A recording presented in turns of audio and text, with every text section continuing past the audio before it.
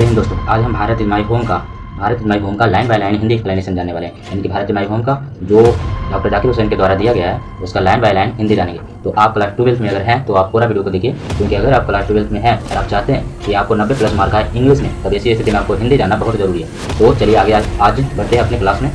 यहाँ पर देखिए क्या कर रहा है डॉक्टर जाकिर हुसैन, जिनका जन्म जो है 1897 ईस्वी में हुआ है और इनका मृत्यु 1969 ईस्वी में हुआ है। बोर्न इन हैदराबाद, राइटर का जन्म जो है हैदराबाद में हुआ था। Was one of our greatest freedom fighter.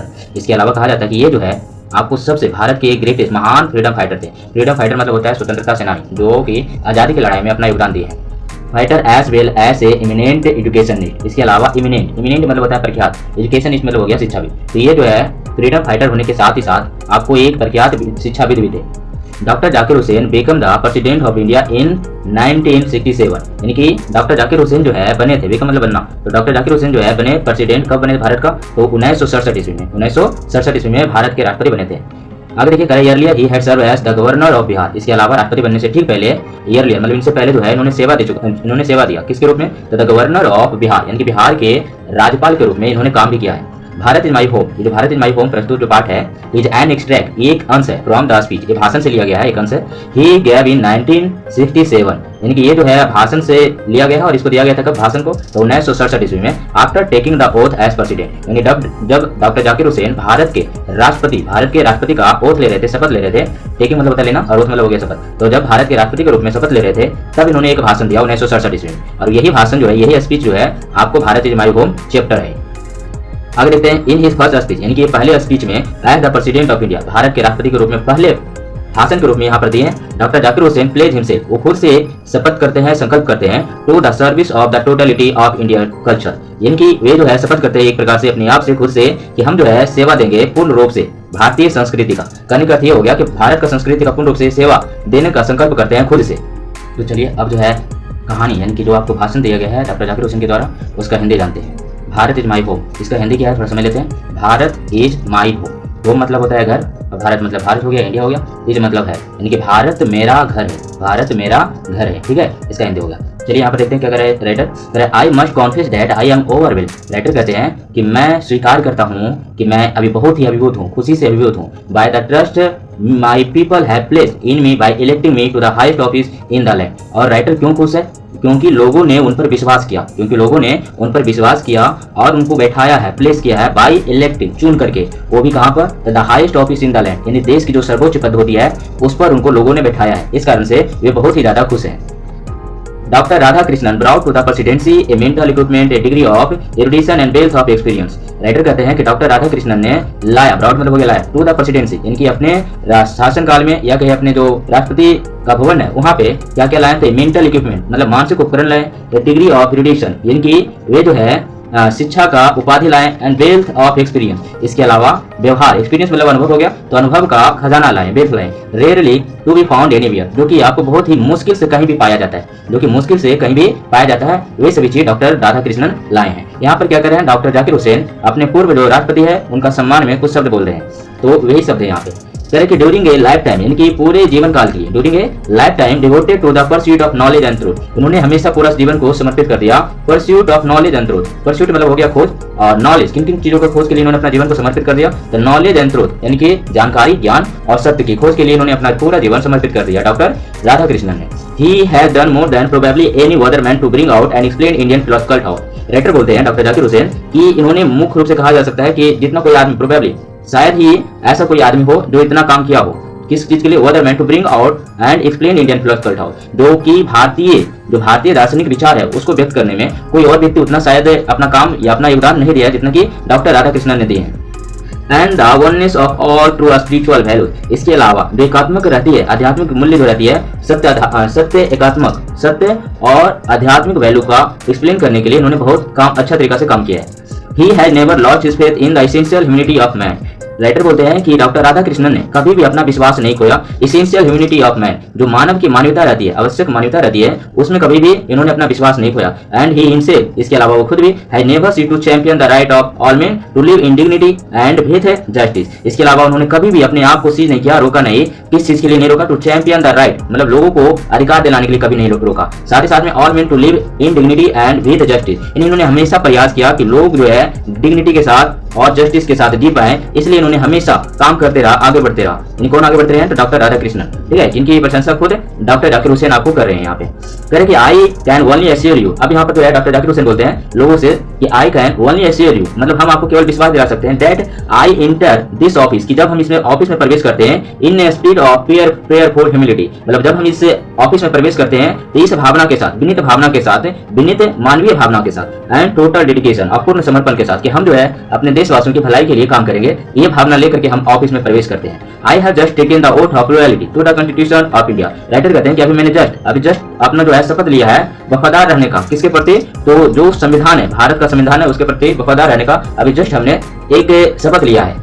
It is a constitution of A comparatively new state, writer कहते हैं कि ये जो संविधान है, तुलनात्मक रूप में नया राज्य का है, इसका है नया राज्य का। दिस इट्स फ्री सिटीजन है, जो कि इसके स्वतंत्र नागरिकों को दिया गया है या उसके पास है। फॉर द फर्स्ट टाइम, इनके इतिहास में पहला बार इसको दिया गया है। इन हिस्ट्री इतिहास में पहला बार भारतीय लोगों को आपको स्वतंत्र एक संविधान प्राप्त हुआ है। गिवन टू देम से, जो कि उसके द्वारा खुद ही दिया गया है, इन लोगों के द्वारा ही बनाया गया है। It is the young state, writer कहते हैं कि यह जो भारत है वो यंग स्टेट है ऑफ एन इनिसेंट पीपल, यानी कि पुराने जो प्राचीन लोग हैं उसका एक नया राज्य है। वो through the long millennia and through cooperation of diverse ethic element, और ये जो संविधान का निर्माण हुआ वो लाखों वर्ष में हुआ, ठीक है। कब से हुआ? लाखों वर्षों से आपको जो सहयोग की भावना रहा है विभिन्न जातियों के बीच में जो सहयोग की भावना रहा है उसका परिणाम है। टू रिलाई टाइमलेस, जो समय के साथ आपको ऐसा प्रतीत होता है कि समय के साथ आगे बढ़ते रहा, कभी समाप्त नहीं हुआ। Absolutely value in their own peculiarity, जो इसका वैल्यू रहा, जो इसका मूल्य रहा, समय के साथ अपना विशिष्ट रास्ता बना करके आगे यहाँ तक अभी तक एब्सोल्यूट वैल्यू में विद्यमान रहा है। एब्सोल्यूट मतलब हो गया विशिष्ट रूप में यहाँ पर विद्यमान रहा है।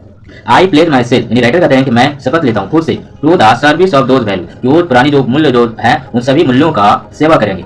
Through some concrete realisation of a value may become inadequate, writer कहते हैं कि हो सकता है कि समय के साथ कुछ वैल्यू जो है क्या हो चुका होगा, वो थोड़ा सा अपर्याप्त हो, इनएडिक्वेट हो चुका होगा, मतलब अपर्याप्त होगा, या कहे तो समय के साथ परिवर्तन हुआ मूल्य उसमें कहीं न कहीं जो है अभी के लिए वो अनावश्यक है। With the change of circumstance, मतलब जो परिस्थितियां बदली है उसमें वो अपर्याप्त होते होंगे, but the value remains eternally valid, लेकिन राइटर कहते हैं कि जो मूल्य रहते हैं वो शाश्वत रहते हैं, इटरनली वैलिड रहते हैं। And presses for a new and fresher realisation, यानी कि आपको ये प्रेरित करता है, इटरनली वैलिड भी रहता है, विशिष्ट रूप में आपको जो है विद्वान भी रहता है, ये कभी शाश्वत, ये जो आपको हमेशा शाश्वत रहता है, और साथ ही साथ में एक प्रकार से प्रेसेस मतलब प्रेरित करता है एक न्यूअर और फ्रेशर रियलाइजेशन, यानी कि जीवांत, फ्रेशर मतलब हो गया जीवांत संरचना के निर्माण में, एक नई चीजों के निर्माण में महत्वपूर्ण भूमिका निभाता है, प्रेरित करता है। The past is not dead and static, writer कहते हैं जो पास्ट है वो मरा हुआ और अस्थिर नहीं है, it is alive and dynamic, यानी कि जो पास्ट वैल्यू रहा है वो जिंदा है और साथ साथ में गति देने वाला है। And is involve in determining the quality of our project, इसके अलावा ये जो है इन्वॉल्व है, शामिल है डिटरमाइनिंग करने में, यानी कि आकलन करने में, the quality of our project, हमारे प्रोजेक्ट की जो क्वालिटी है, वर्तमान की जो क्वालिटी है उसका आकलन करने में ये एक प्रकार से इन्वॉल्व रहा है past value. And the prospect of our future, इसके अलावा हमारी जो हमारी फ्यूचर है उसको प्रोस्पेक्ट यानी समृद्ध करने में भी इन्वॉल्व रहेगा, यानी राइटर यहाँ पर जो पास्ट वैल्यू है उसके महत्व को लेकर के बता रहे हैं।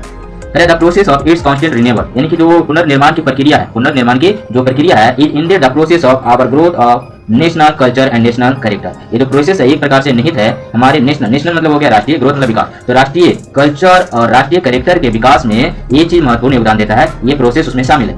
It is the business of education, writer कहते हैं कि यह जो है शिक्षा का कार्य, शिक्षा का बिजनेस है, कार्य है SIC, जैसा कि राइटर कहते हैं कि जैसा मैं देखता हूँ ये बिजनेस जो है आपको एजुकेशन का है। To minister this constant renewal, जो पुनर्निर्माण की प्रक्रिया है उसका देखरेख करना, डिटरमाइन करने का काम जो है वो बिजनेस का है। And I may be forgiven the presumption that my choice to this high office has mainly if not eternally been made on account of my long association with the education of my people, writer कहते हैं कि आप हमें जो है क्षमा कीजिए for giving the presumption, हमारी जो पूर्व अवधारणा है उसको लेकर के आप हमें क्षमा कीजिए कि आप लोगों ने जो हमें हाईएस्ट ऑफिस में चुन कर बैठाया है वो किसी और कारण से नहीं, बल्कि जो हमारी शिक्षा रही है इंटायरली जो शिक्षा रही है वही उसी को देखते हुए आपने हमें क्या किया है, यहाँ पर देश की जो हाईएस्ट ऑफिस है उसमें उन्होंने मुख्य रूप से पद देने का काम किया है, यानी कि आप लोगों ने हमें इस पद पर बैठाया तो केवल और केवल हमारी शिक्षा को देखते हुए, हमारी शिक्षा से लगाव को देखते हुए आपने बैठाने का काम किया है। राइटर आगे बोलते हैं कि आई मेंशन दैट, यानी कि मैं आप लोगों को बताना चाहता हूं that education is a prime instrument, जो शिक्षा है वो प्रारंभिक औजार है, इंस्ट्रूमेंट है ऑफ नेशनल पर्पस, यानी कि जो राष्ट्रीय उद्देश्य है उसका प्रारंभिक औजार एजुकेशन है। That quality of education is inescapably involve in the quality of our nation, writer कहते हैं कि जो एजुकेशन क्वालिटी है, एजुकेशन का जो क्वालिटी है मतलब शिक्षा का जो क्वालिटी है, जो गुण है वो आपको शामिल रहता है, इन्वॉल्व रहता है, इनस्कैपेबली मतलब विशिष्ट रूप में एक दूसरे से समाहित रहता है, जुड़ा हुआ रहता है। इस चीज से क्वालिटी ऑफ आवर नेशन, राष्ट्र के गुणों से ये जुड़ा हुआ रहता है। कोई भी राष्ट्र का क्वालिटी का जांच करना है तो ये जरूरी है कि वहाँ का एजुकेशन का क्वालिटी भी बेहतर होना चाहिए। आई देयरफॉर, यानी राइटर कहते हैं कि मैं इसलिए pledge myself to the loyalty of our past culture. Writer कहते हैं कि इसलिए मैं अपने आप से संकल्प करता हूँ, शपथ करता हूँ कि मैं जो पास्ट कल्चर है उसके प्रति लॉयल्टी यानी कि उसके प्रति वफादार रहेंगे। From where so ever it may have come, भले ही खैर where so ever it may have come यानी कहीं से भी आए, या and why home so ever it may have been contributed, या किसी के द्वारा भी ये बनाया गया है, लाया गया है। I pledge myself to the service of the totality to my country's culture. मेरे राइटर कहते हैं कि मैं संकल्प करता हूँ खुद से कि मैं इससे टोटलिटी यानी कि जो संस्कृति, भारत की जो संस्कृति है, कंट्री का जो संस्कृति है उसको पूर्ण रूप से सेवा देंगे। I pledge my loyalty to my country. Writer कहते हैं कि मैं वफादार रहूंगा, मैं शपथ करता हूँ कि मैं मेरी जो वफादारी रहेगी हमारी कंट्री के प्रति रहेगा। इररिस्पेक्टिव ऑफ रिलीजन और लैंग्वेज, यानी कि किसके बिना, वो भी बिना किसी भाषा के भेदभाव किए, बिना रिलीजन का भेदभाव किए हम क्या करेंगे, देश के प्रति लॉयल रहेंगे, वफादार रहेंगे। I pledge myself to work for its strength and progress. Writer कहते हैं कि मैं खुद से शपथ करता हूँ कि मैं काम करूंगा इसकी मजबूती के लिए, स्ट्रेंथ के लिए, और प्रोग्रेस मतलब होता है विकास के लिए, and for the welfare of its people. इसके अलावा जो देश के लोग हैं उसके कल्याण के लिए मैं काम करूंगा, ऐसा राइटर बोलते हैं और वो अपने आप में शपथ करते हैं। विदाउट डिस्टिंक्शन ऑफ कास्ट, बिना किसी कास्ट यानी जाति के भेदभाव के, कलर और क्रेड्स यानी रंग के भेदभाव के, और मान्यता के भेदभाव के किए बिना। The whole of Bharat is my home and its people are my family.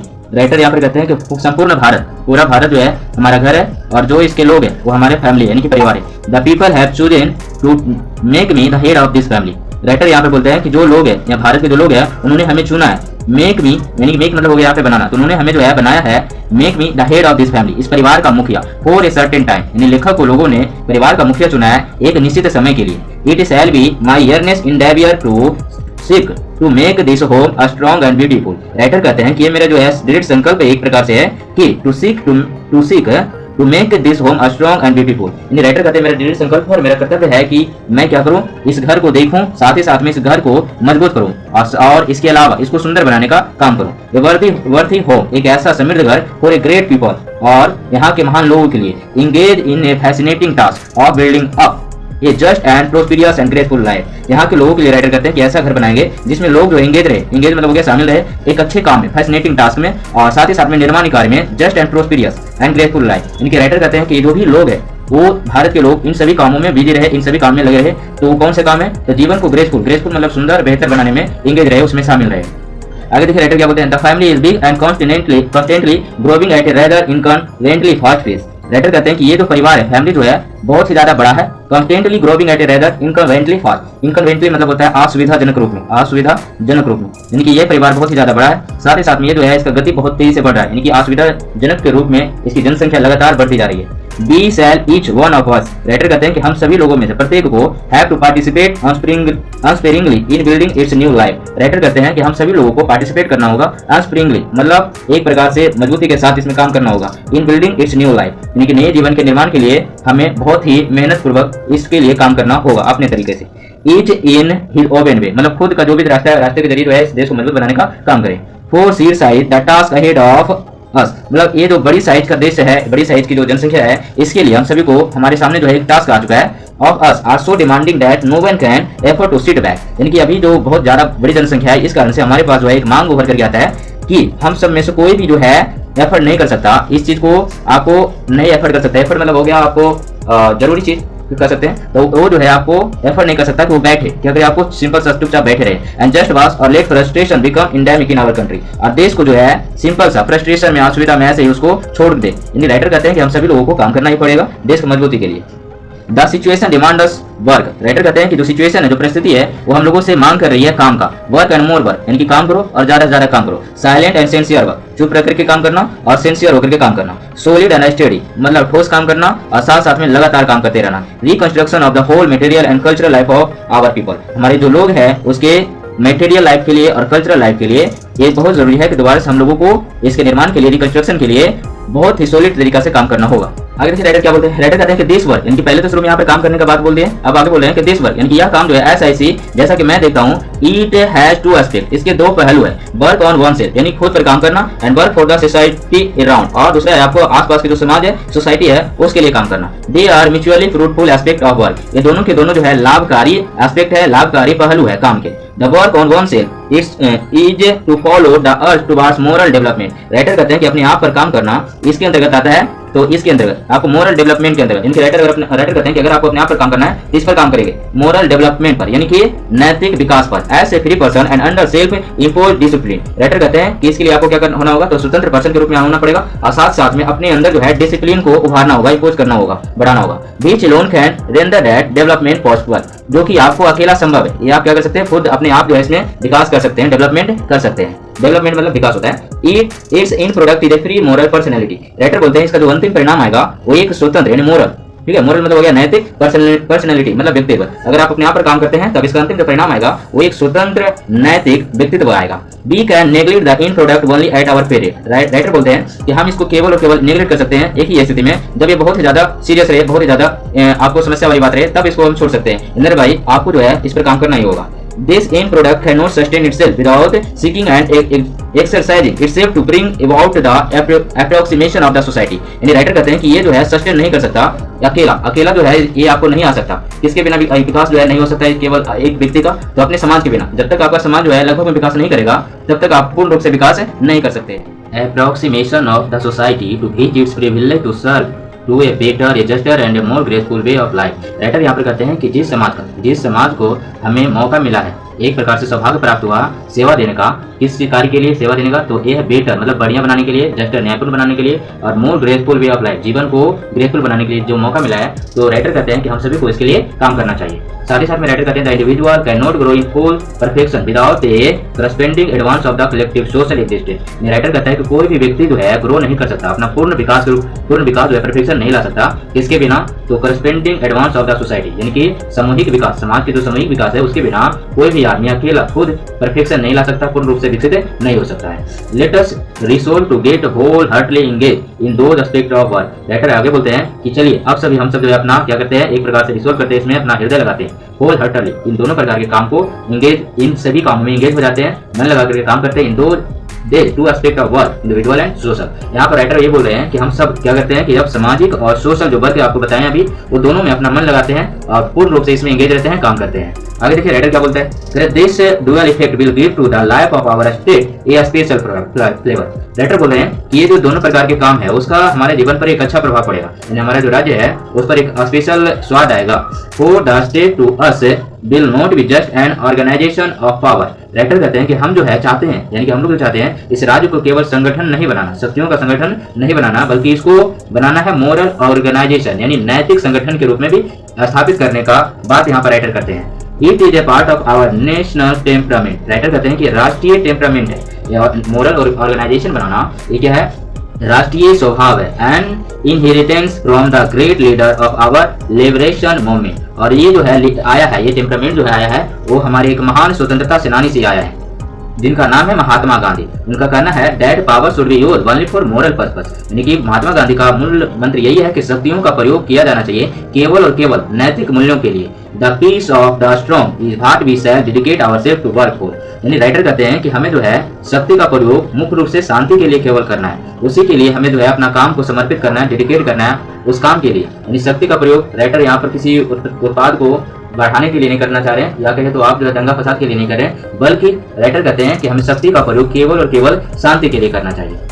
आगे देखिए यहाँ पर क्या करें, I have full faith in my people. Writer कहते हैं कि हमें पूर्ण विश्वास है अपने लोगों में हमें पूर्ण विश्वास है दैट कि they will bring for the energy required, यानी कि वे सभी जो है अपना एनर्जी को लगाएंगे, एक प्रकार से देंगे, for the satisfactory performance of this dual task, यानी कि जो संतोषजनक प्रदर्शन है इस दोनों प्रकार के काम में, वो अपना संतोषजनक परफॉर्मेंस इसमें देंगे। It shall B privilege. Writer कहते हैं कि मेरा सौभाग्य है टू कंट्रीब्यूट माई शेयर, कि मैं अपना जो प्रदर्शन है या जो काम है इसमें शेयर करूं, टू द इंसेंटिंग इंटरप्राइज, यानी देश के विकास में मैं जो थोड़ा सा काम करूं विकास के लिए, ये मेरा सौभाग्य की बात है। तो ये रहा आपको chapter Bharat is my home, यानी कि भारत इज माई होम का लाइन बाय लाइन हिंदी। अगर आप पूरा लाइन हिंदी देखें तो आपको ऑब्जेक्टिव बनाने में, सब्जेक्टिव बनाने में, व्याख्या करने में और साथ में आपको और जो विशेष प्रकार की समझ रहती है उसको विकसित करने में ये बहुत ही मदद करेगा। तो अगर आपको लाइन समझ में आ चुका है, पढ़ चुके हैं पूरे लाइन, तो अब अपने दोस्तों को शेयर कर दीजिए, लाइक कर दीजिए और साथ ही साथ में सब्सक्राइब कर दीजिए ताकि आपको कंटेंट मिलता रहे।